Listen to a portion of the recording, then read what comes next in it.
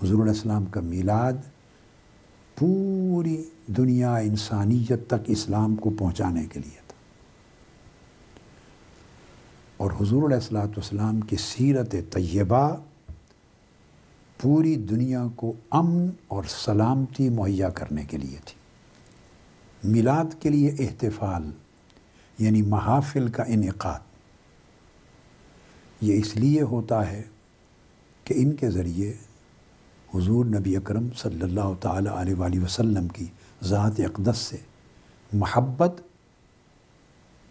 اور تعظیم و تکریم کی نسبت پختہ ہو جائے، پختگی آئے۔ یہ میلاد کا پیغام ہے۔ اور سیرت طیبہ کی، سیرت نبویہ کی اہمیت یہ ہے کہ اس کے ذریعے حضور علیہ السلام کے ساتھ اطاعت اور اتباع کا تعلق پختہ اور مستحکم ہو جائے۔ ہم حضور علیہ السلام کی سیرت طیبہ میں رنگے جائیں، ہماری اپنی ذاتی بشری انسانی سیرتیں جس میں کمی کمزوری کجی آتی ہے ان کے سارے رنگ ہٹا کر سیرت محمدی کا رنگ ہماری سیرت پہ چڑھا دیا جائے۔ محفل میلاد کے ذریعے حضور علیہ السلام کے ساتھ قلبی اور روحانی تمسک قائم ہوتا ہے، اور حضور علیہ السلام کی سیرت طیبہ کے ذریعے مسلمانوں کو ذہنی اور فکری توسع، وسعت اور اس کے اندر برکت اور شفقت اور رحمت نصیب ہوتی ہے۔ محافل میلاد کے انعقاد سے مسلمانوں کے اندر حضور علیہ السلام کے ساتھ وفاداری اور جانثاری کا جذبہ جنم لیتا ہے اور مضبوط ہوتا ہے، اور حضور علیہ السلام کی سیرت طیبہ کو پڑھنے، سننے، سمجھنے سے اور اس کے ساتھ پیار کرنے سے کتاب و سنت کے ساتھ عملی پاسداری کا تعلق مضبوط ہوتا ہے۔ اس لیے اگر ہم محافل میلاد منعقد کریں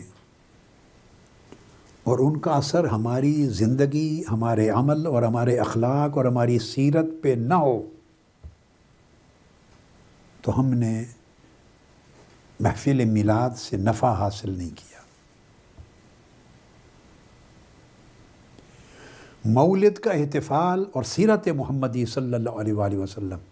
اس طرح عین یکدیگر ہیں، جڑے ہوئے ہیں۔ ہم حضور علیہ السلام کے ساتھ عشق اور محبت کا دعویٰ کریں، آپ کے ساتھ حبی تعلق اور قلبی تعلق قائم کریں، آپ کے ساتھ وفاداری اور جانثاری کا دعویٰ کریں، لیکن اس کا اثر ہمارے اخلاق میں اور ہمارے برتاؤ میں نظر نہ آئے، اور ہمارے اخلاق میں سلامتی نہ ہو، ہمارے اخلاق میں رواداری نہ ہو، ہماری طبیعت اور مزاج میں خوشگواری نہ ہو، تو اس کا مطلب ہے ہم نے نہ میلاد سے کچھ حاصل کیا نہ سیرت سے کچھ حاصل کیا۔ میلاد نبوی اور سیرت نبوی ان کا مشترک پیغام یہ ہے کہ ہمارے طرز عمل میں حکمت اور دانائی پیدا ہو، کسی سے اتفاق ہو تب بھی حسن اخلاق قائم رہے، کسی سے اختلاف ہو تب بھی حسن اخلاق قائم رہے۔ میلاد پاک کی محفلوں سے جو محبت رسول کی خیرات ملتی ہے، اور محفل میلاد میں سیرت کے بیان سے جو آقا علیہ السلام کے اخلاق حسنہ کا پیغام ملتا ہے، اس کا خلاصہ حسن خلق ہے۔ یہ محافل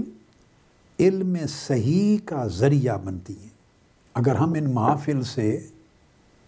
علم حاصل نہ کریں، صرف مراسم کر کے،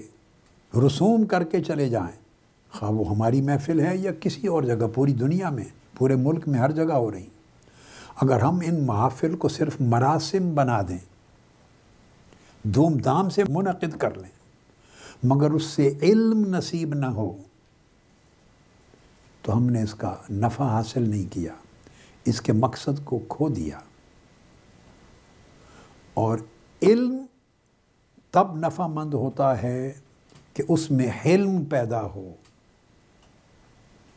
اور جب علم اور حلم جمع ہوتے ہیں تو انسان کی زندگی کو سلم نصیب ہوتا ہے، یعنی سلامتی نصیب ہوتی ہے۔ علم بردباری سکھاتا ہے، علم تحمل اور رواداری سکھاتا ہے، اور تحمل اور رواداری انسان کو سلم یعنی سلامتی سکھاتا ہے۔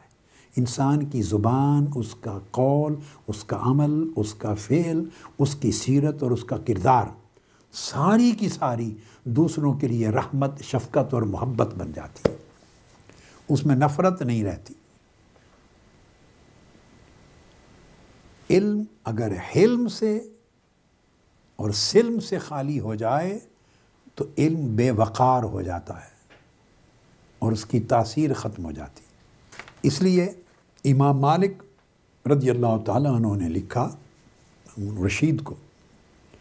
کہا، اذا علمت علما فلیرا علیک اثرہ وسکینتہ وصمتہ ووقارہ وحلمہ، لقولہ صلی اللہ علیہ وآلہ وسلم العلماء ورثۃ الانبیاء۔ امام مالک رضی اللہ تعالیٰ عنہ نے لکھا کہ اے بندے، جب تمہیں علم نصیب ہو جائے، اور یہ محافل میلاد اور بیان سیرت حصول علم کا، علم صحیح کو حاصل کرنے کا طریق ہے، راستہ ہے۔ فرمایا جب تجھے علم حاصل ہو جائے تو وہ علم تمہارے وجود پر، تمہاری سیرت پر، تمہارے کردار پر نظر بھی آنا چاہیے، علم کا اثر نظر آنا چاہیے، اور اثر اس طرح کہ اس کے ساتھ تمہارے اندر ایک اطمینان ہو جائے، سکون پیدا ہو جائے، نیک سیرت پیدا ہو جائے، ہدی صالح پیدا ہو جائے، حلم اور بردباری پیدا ہو جائے، اور وقار پیدا ہو جائے۔ اگر ہم علم حاصل کر لیں،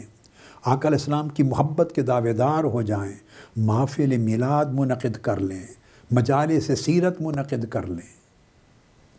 اور ان تمام چیزوں کا اثر ہماری زندگی میں تقوی اور ورع کی صورت میں دکھائی نہ دے، سکینہ اور وقار کی صورت میں دکھائی نہ دے، حلم اور بردباری کی صورت میں دکھائی نہ دے،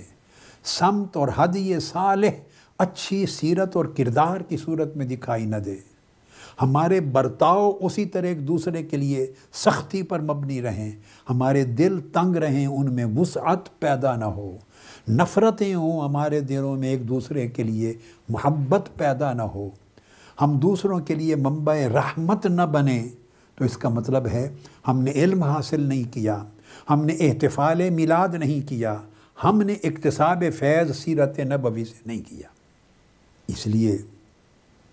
امام شافعی رضی اللہ تعالیٰ عنہ نے بھی فرمایا، لیس العلم ما حفظ العلم ما نفع۔ علم صرف وہ نہیں ہے جسے یاد کر لیا جائے، پڑھ لیا جائے، یاد کر لیا جائے، بیان کر دیا جائے، نہیں، علم اس کو نہیں کہتے۔ فرماتے علم وہ ہے جو تمہیں نفع دے، جو تمہاری زندگی کو بدل کے رکھ دے، تمہاری سیرت کو تبدیل کر دے۔ جب سیرت کو تبدیل کر دے گا تو وہ علم ہوگا۔ اس لیے حضرت سہل بن عبداللہ التستری فرمایا کرتے تھے، من اراد النظر الى مجالس الانبیاء فلینظر الى مجالس العلماء۔ وہ کہتے کہ انبیاء علیہ السلام کا زمانہ گزر گیا، ہم انبیاء علیہ السلام کو اپنی جسمانی آنکھوں سے دیکھ نہیں سکے۔ فرماتے کہ اب اگر کوئی چاہے کہ انبیاء کی مجلسوں کو دیکھے کہ ان کی مجلس کیسی تھی، تو اسے چاہیے کہ وہ علماء کی مجلس کو دیکھے۔ اس کا مطلب یہ ہے کہ علماء اپنی سیرت میں، اپنے عمل میں،